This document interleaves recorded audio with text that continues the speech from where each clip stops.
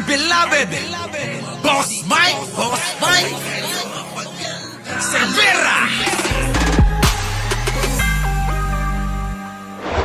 Oh, eto naman, itong mag-asawa. Ito naman mag-asawa na si Man Scarpio at saka si Sara Duterte, ididemanda daw yung pong BSP, Bangko Sentral ng Pilipinas, Bangko Sentral ng Pilipinas at ang AMLAC. Oh, nako! Hindi ba kayo nagtataka? Gusto na nilang idemanda lahat. Eh bakit si Trillanes ayaw niyong idemanda? Di ba no? Oh, idemanda niyo si Trillanes. Ang mga ito eh. Takot siguro. Ano? Takot mga kababayan si itong mga Duterte kay Trillanes. Kayong mga DDS, kundi ba naman kayo mga bobot tanga? Kausapin niyo si Sara, Kausapin niyo si Sara na si Trillanes ang idemanda nila. Hindi ba kayo nagtataka na bakit ayaw nilang idemanda si Trillanes? Di ba? Di ba? Katrip. Katnip ba yung katnip? Walang makitang butas kay Trillanes. Di ba si Trillanes ang nanguna dyan? Bakit hindi si Trillanes ang idemanda nila? Didemanda nyo ng lahat. Ang yabang-yabang nyo pa. BSP, AMLAC, didemanda namin, ECA. Bakit si Trillanes siya nga yung nag-testify dyan? Siya yung nagbunyag, siya yung nanguna, siya yung nagbisto, siya yung may daladala ng mga dokumento, ng mga galing ng mga bangko nyo. Pero bakit ayaw nyong idemanda mga putang ina nyo?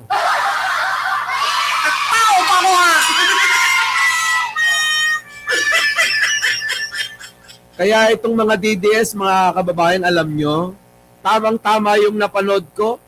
May napanood ho ako, mga kababayan. Ito, pasok! Mga DDS! Masalot kayo sa lipunan! Putang ina mo! Nanatiling DDS paghalo magbalat sa tinalupan. Kung anong puno, siya rin ang bunga. Correct! Kaya malabong hindi ka nahaluan. Mga klase ng taong pinagdamutan ng katalinuhan. Pakyo ka at lahat ng mga DDS. Pakyo raw kayo! Kailan nyo!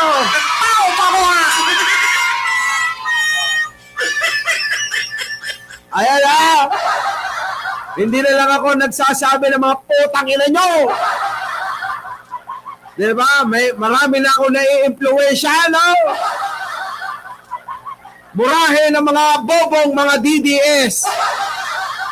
Murahin ang mga putang inang mga pamilya ng Duterte.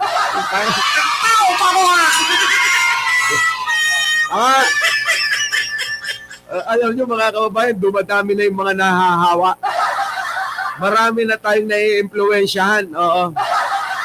Diba? Yung pong ating panawagan na hindi po pwedeng labanan ng Hallelujah, Praise the Lord. Ang mga DDS, abay, buti na lang marami nang nakakaintindi niyan. Diba? Alam nyo na, mga kababayan ko. Pasok!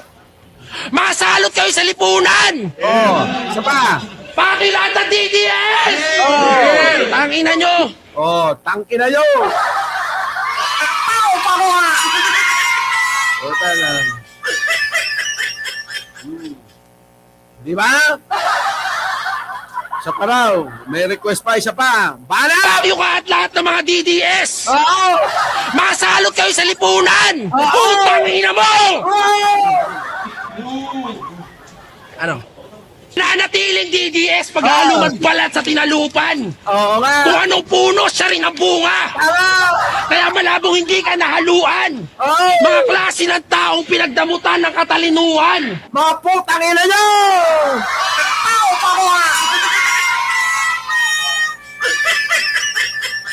Putang ina, lalim nun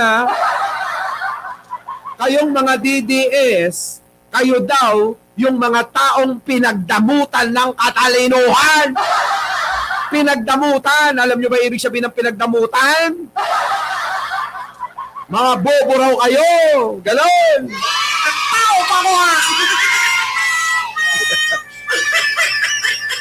Tingnan mo, meron pa palang caption. Salot sa lipunan, mga DDS. Di ba? Oh, ayan ha, hindi ako may sabi niyan. So bago tayo mag-umpisa mga kababayan, huwag po natin kalimutan na mag-like, mag-share at mag-subscribe. Ano po mga kababayan, at tuloy-tuloy na po tayo sa mga nabanggit nating tatalakayin. At syempre, bago ang lahat, shoutout po sa inyong lahat. Alicia Duran, Abigail Cabral, Irene Santiago, Jojo Chavez na Chismosa, isa ka pa Comment mo na dyan yung sinabi ni Conrado Estrella. Para yung mga Martinico, hindi na malito sila. Dali na, comment mo! Jojo Chavez. Ano sabi ni Con? Mali ba ako? Sek, hello po. Secretary Conrado Estrella, sir. Idol. Naimbag na bigat kada kayo amin, apo. Naimbag abigat. Kinyayo. Ay, naku. Ewan ko ba? Di ba, no? Ay, nasa na si Jojo Chavez? Biglang nawala. Di ba? Yan yun, mga kababayan ko. Sinabi ba ni Conrado na mali ako? Wala na sa kaharian na malayo-malayong lugar ang hindi nakakaalam na magnanakaw yung putang inang Martin na yan. Magalit na kayo kung magalit sa akin. Oo. Magsasabi ako ng totoo. Tingnan mo, tanong nyo dyan kay Jojo Chavez. Hindi ko ba maintindihan? Parang ex yata to ni Conrado Estrella. Ex mo ba yun? Kung mag-usap kayo, parang pinag-uusapan nyo palagi yung nakaraan nyo. Di ba? Di ba? At si Cristina Cabrero nagtatanong, live po ito ba? Live na live. Di ba, no? Kapsat Makoy, agtatakaw dayta nga Martin, bagbagak kinyayon to. Adupay makabusor, adupay makaungit, okay nila datagigita. Apa kaya? No, okay na. Apa din. Apay, no mga ibaga ka pod, no. Mga apakan. No, ibagam tipod, no, apauman. No kasjay, no mga ibagbaga ka pod, no, apaumon. De tao. Madi na, okay na.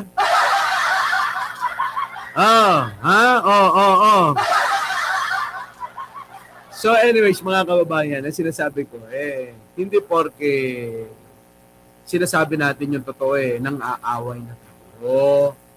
Ibig sabihin, mga kababayan, mas mahalaga ang interes ng netizen, ng mga Pilipino, ng kayo, na dapat malaman ninyo ang totoo. Di ba? Hindi ho yung itatago ko sa inyo kasi nga, pinsan, masisira kasi Pangulo. Hindi ho ganon. Ang Pangulo na mismo ang nangunguna dyan. Maniwala kayo sa akin. Si Pangulong Bongbong Marcos na ang nangunguna para panagutin ang lahat ng may kasalanan. Kaya nga humihingi na ng saklolo yan.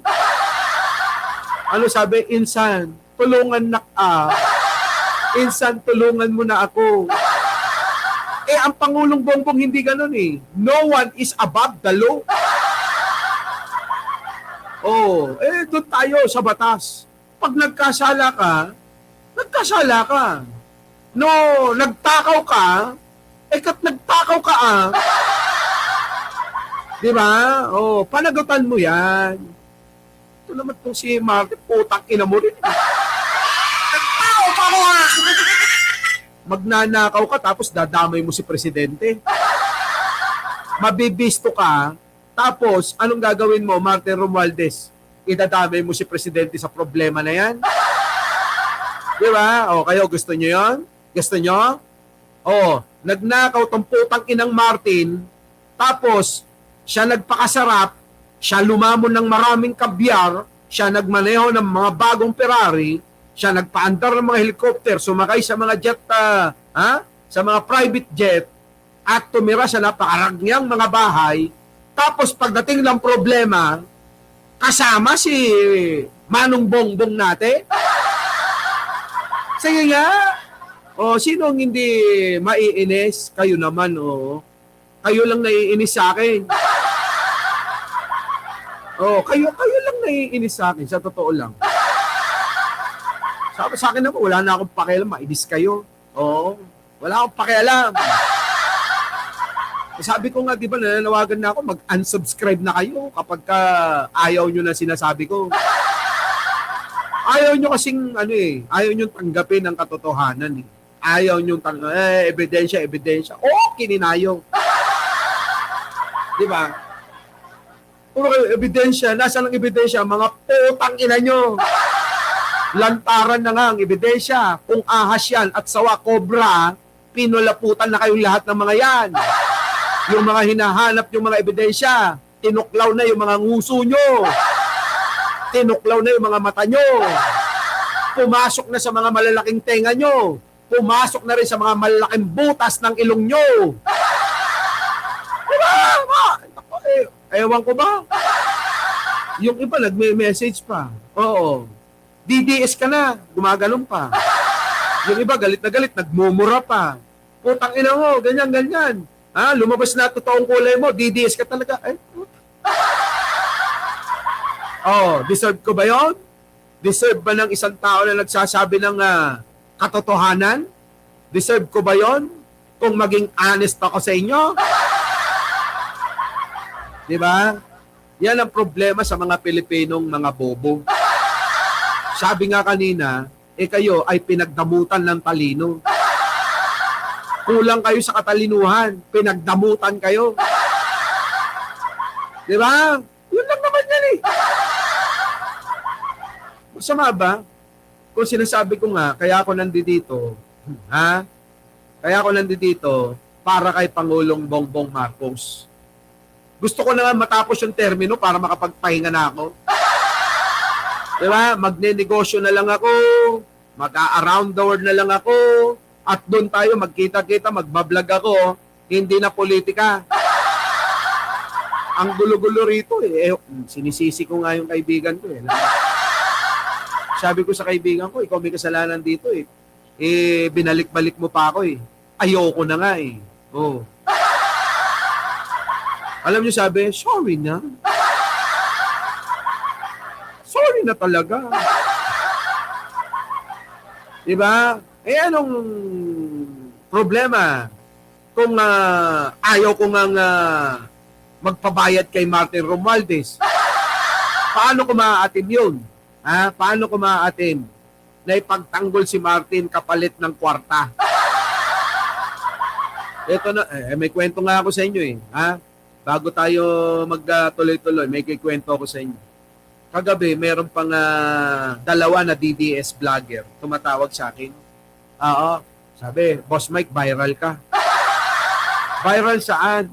Oo, viral ka. Ano ba yung sinasabi mong mga bayaran? Oo, para tirahin si Sara. Tanga! Kahit na paikot-ikutin mo yung itong mga bobo talaga itong mga DDS makagawa lang ng intriga. Wala ako sinabi na binabayaran ni Martin ang mga vlogger para siraan si Sara. Binabayaran sila para para iangat siya. Kayo. May sinabi ba ako na may binabayarang mga vlogger si Martin para siraan si Sara? Wala ako sinabing ganoon. Ang sinasabi ko, nagbabayad si Martin ng mga vlogger para iangat yung pangalan niya, pabanguhin yung mabantot na pangalan niya. Tama, mga kababayan? Meron ba ako sinabi kayong mga nanonood, sinabi ko ba, binabayaran ni Martin ang mga vlogger para siraan si Sara? Wala akong sinabing gano'n. Ang sinabi ko, bubo talaga itong mga DDS na to eh.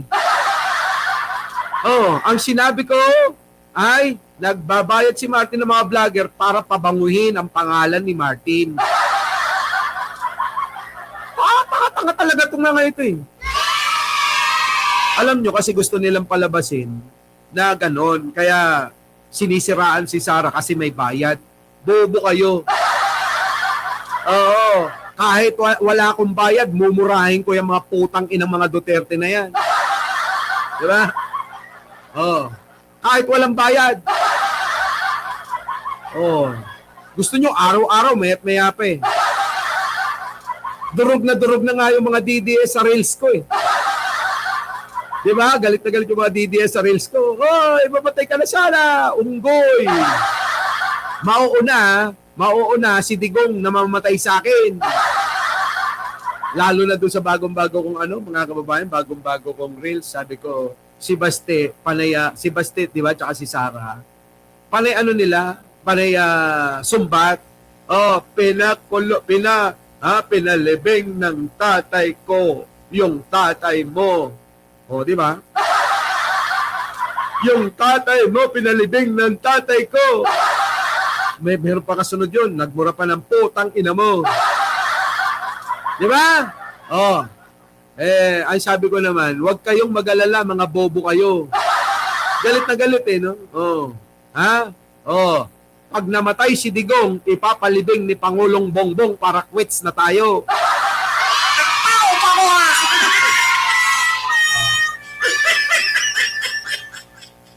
Tama, mali. Ganoon lang yan, para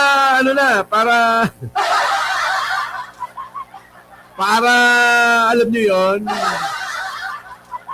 quits na, wala nang sumbatan, di ba? Huwag kayong mag-alala, ipapalibing na lang din ni Pangulong Bongbong si Digong, pag namatay yun doon. Mr. President, ipalibing mo doon sa libingan ng mga bayani ng mga tanga. Ay, nako. Anyways, tuloy-tuloy na po tayo. Sige na nga, shoutout po sa inyong lahat. Pero yun, nakakakalahating oras na pala tayong, So, eto na nga mga kababayan ko. Pasok!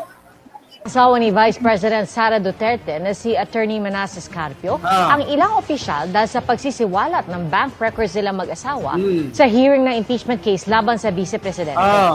Nakatutok si Jonathan Andal. Pumapalag ngayon ang asawa ni Vice President Sara Duterte na si Attorney Manasseh Carpio matapos isiwalat sa impeachment hearing noong April 22 na mahigit 6 na bilyong piso ang mga transaksyong dumaan sa bank accounts nilang mag-asawa. Sabi ng Anti-Money Laundering Council, kaduda-duda o masyado yang malaki. Kita nyo, tayo ba nagsabi na kaduda-duda, di ba ang AMLAC mismo? Ang AMLAC mismo ang nagsabi na kaduda-duda, Sara Duterte, kayong dalawa, putang ina nyo, idemanda nyo, sabi ko nga si Trillanes. Gusto nyo idemanda AMLAC, gusto nyo idemanda yung BSP, Bangko Sentral ng Pilipinas.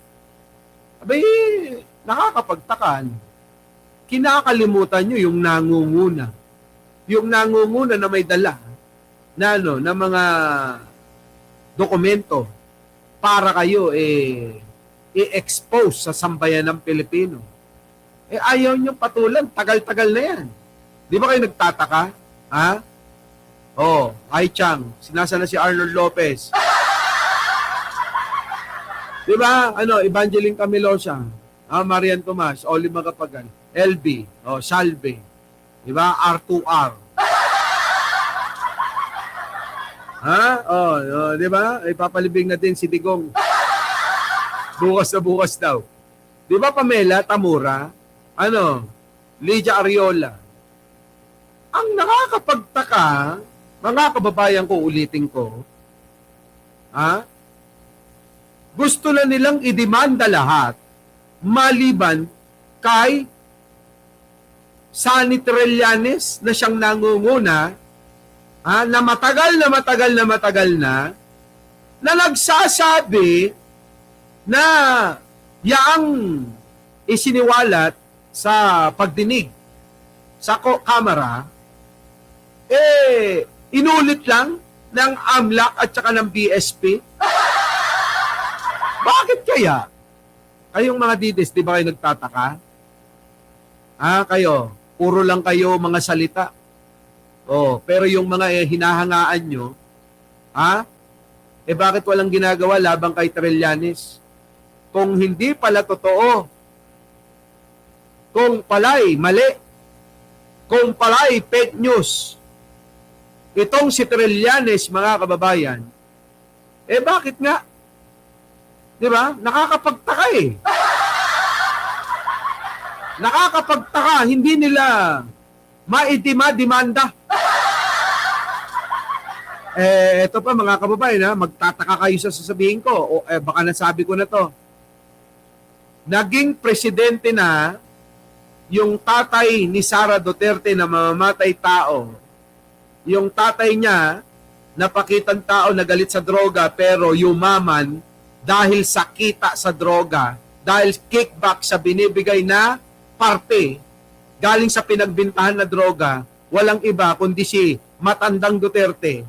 Naging presidente na yung putang inang yan. Bakit wala pa rin nagawa kay Trillanes? Mag-isip nga kayo. Kung mali, kung hindi totoo, yung mga binibintang ni Trillanes, di dapat dinimandan yung mga putang ina nyo.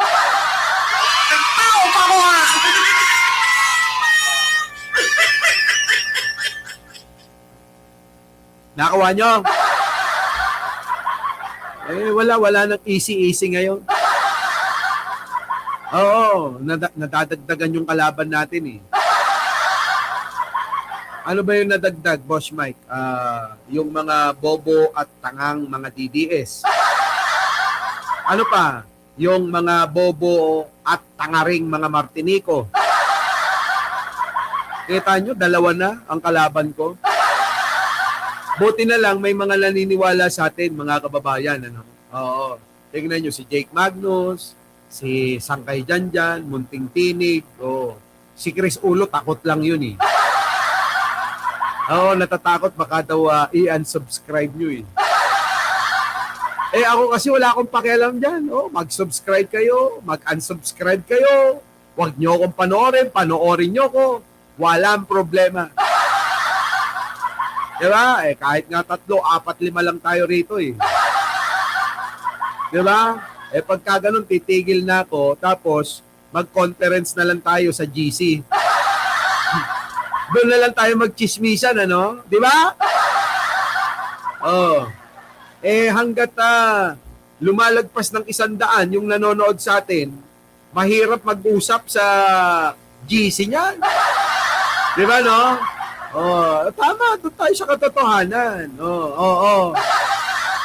Diba? Sumusobra na kayo, sabi ni Charlie Whiskey. Eto na. Bukas, irereklamo ni Carpio sa Quezon City Prosecutor's Office sina BSP Governor Eli Remolona. Ayan na mga kababayan yung mga ididemanda daw nung Sigman Carpio. Kita nyo mga kababayan ko. Siya naman kayo nakakita ng ganyan, Josie Tango, Joey Salvaboro. Di ba? Ganon, kung ayaw nyo, wag, good luck. Diba? Tuloy.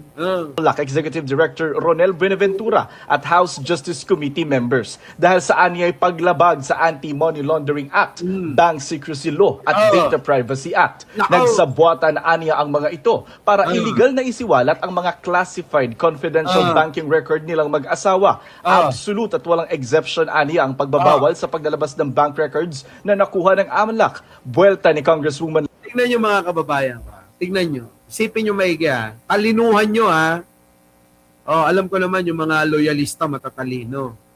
Yung mga Martinico kulang pinagdamutan ng ng katalinuhan. Yung mga Martinico Walang pagkakaiba sa mga DDS, mga kababayan. Pinagdamutan ng katalinuhan. Pakinggan nyo yung sasabihin ko sa inyo. Itong ginawa nitong mag-asawa na si Sara Duterte at yung Mans Carpio, na ididemanda itong mga tao na ito.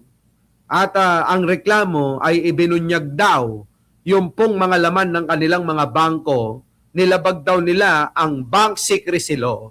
Mga kababayan ko, eto kung tatalasan natin yung isipan natin, ito ho'y pag-amin na na meron talagang mga ganun na mga ganun pera. Tama, mali. Tama? Pag-amin na yan. Bakit? Kasi mga kababayan, simple lang. Kung hindi naman totoo at tinatanggi naman nila na hindi daw totoo, bakit hindi nyo ipakita na lang ang laman ng bangko ninyo? Pumirma na lang kayo ng bank waiver para makita kung anong talaga totoo. Di tapos na. Hindi yung magdidemand pa ba kayo, may kinocomplain pa kayo. Anong ibig sabihin yan? Pag-ako ba na katotohanan na totoo lahat yung mga pinakita na yan? Pag-ako na ba na sa tagal-tagal ng panahon, tama nga si Senator Trillanes? Di ba? Kasi bakit mo dinidemanda? Tapos, idinidemanda mo, nirereklamo mo kasi isiniwalat ang laman ng bangko mo, ang transaksyon ng bangko nyo. Ano ibig sabihin nun? Di ba? Totoo nga! Di ba, no, mga kababayan ko? Sabi ni Lydia Ariola, Boss Mike, ayaw nila sa tama. Ganun talaga May mga ganun. Di ba? Oo nga. Ayun nga ating opinion lang naman. Bakit pa kailangan na gamitin pa yung karapatan ng bank secrecy law nila? Gamitin niyang salitang bank secrecy law kung wala namang ginagawang masama at totoo naman yung ginagawa. Ang tanong ko nga dyan, sa akin, opinion, di ba, bakit kailangan pang maabala? Kung wala ka naman tinatago, kung hindi naman totoo yan, ipakita mo na yung, o pumirma ka na ng bank bank waiver mo. Di ba? Tama, mali. Di ba?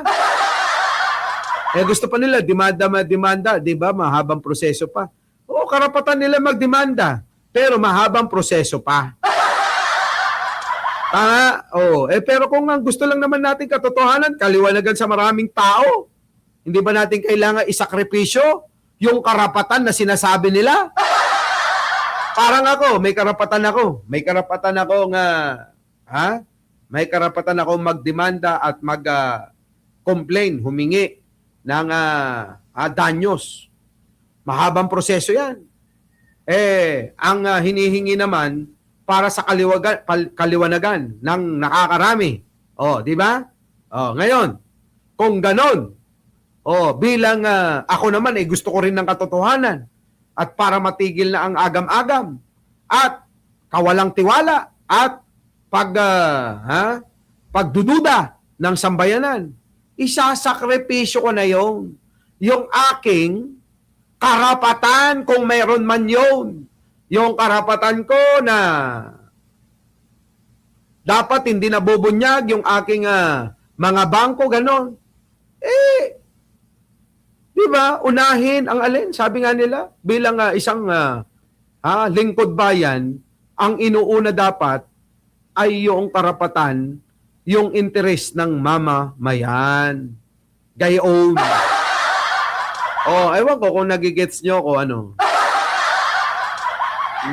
Leila de Lima, wala silang nilalabag na batas dahil hindi anya saklaw ng mga pagbabawal ang impeachment proceedings. Tanging mga opisyal at empleyado ng mga bangko raw ang pinagbabawalang magsiwalat ng bank records. Punto naman ni Akbayan Representative Percy Sendanya, exempted ang impeachment hearing.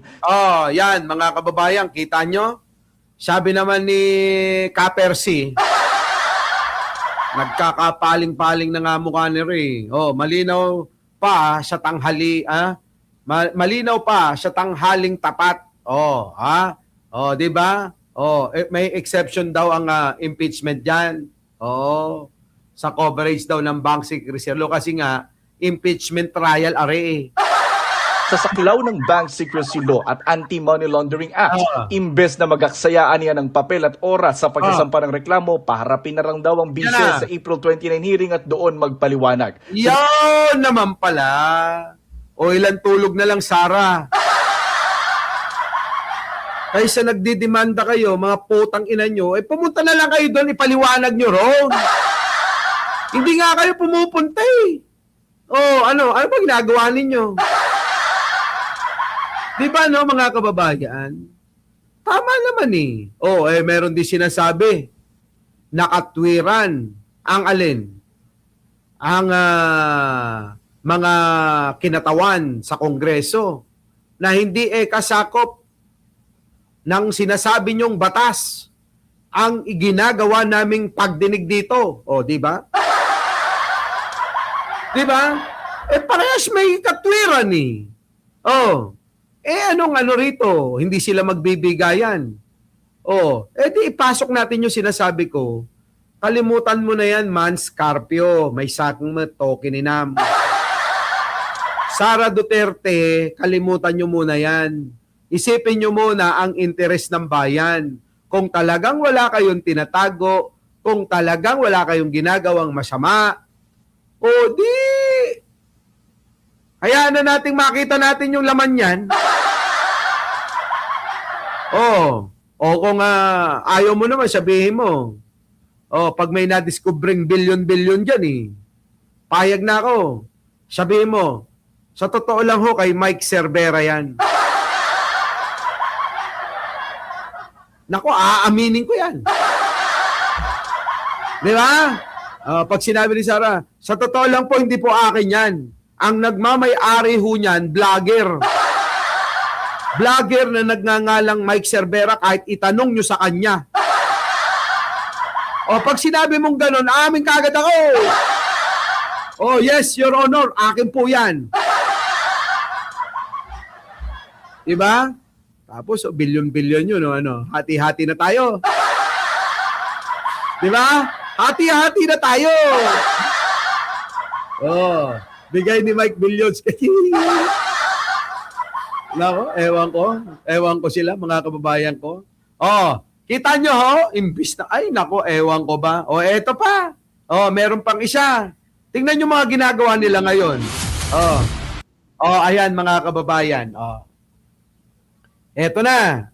Duterte Camp aakyat sa Korte Suprema para questionin ang utos ng COA na ibalik ang 73 million confidential fund. Hindi lang ho yan. Yung 73 million, meron pa. Meron pa yung 300 plus million na pinababalik sa kanya. Tingnan nyo ho mga kababayan ko. Paano yan? Siyempre sasabihin nila, karapatan nila yan. Nung una, sabi nila, wala nga kang makita ang COA. Kung merong nakita ang COA, edi magbalik si Sara. May nakita ang COA. Bakit tayo ibalik? Ayun, tatakbo na naman doon sa Korte Suprema. Di ba? Sabi ni Charlie Whiskey, kung makukulong ka, hindi ako makukulong. Maniwala ka sa akin, kailanman hindi ako makukulong. Gusto mo bang mabuhay si Osama bin Laden? At saka si Iraq President, sino ba yung presidente ng Iraq dati? Saddam Hussein. Putik na yan. Gusto nyo bang mabuhay lahat yan? at ililigtas ako? Nako, ewan ko na mga kababayan. Ayan. Anong pagkakaiba nito dito sa kanilang sinasabi, mga kababayan, na ididimanda ito hong mga taga-AMLAC at taga-Bangko Sentral ng Pilipinas at ilan pong mga kinatawan dyan sa Kongreso. Katulad ni Laila de Lima. Di ba? Yan, bubuhayin ko yan. Maraming nagmamahal sa akin, baka akala nyo. Hindi lang ho babae nagmamahal sa akin. Hindi lang babae ang nagmamahal sa akin. Yan, mga kababayan ko. Iakyat daw. Utang inay, balik mo na lang yan. Nang hinayang, mga kababayan, 73 million confidential fund. Yan na yung pinababalik ng COA. Ngayon, kwini-question ni Sara. Hindi nga niya na ipakita kung saan niya dinala. Ngayon, mga kababayan ko, kayo na humusga. Para sa inyo, tama pa ba itong ginagawa ni Sara? Na na questionin pa yung desisyon ng COA? Talagang eto mga kababayan pagpapatagal ng mga proseso. Ayan na tama na yung COA. Di ba? Tama na! Ano yun na? Sundin mo na, Sara. Di ba? Our beloved Boss Mike, Boss Mike.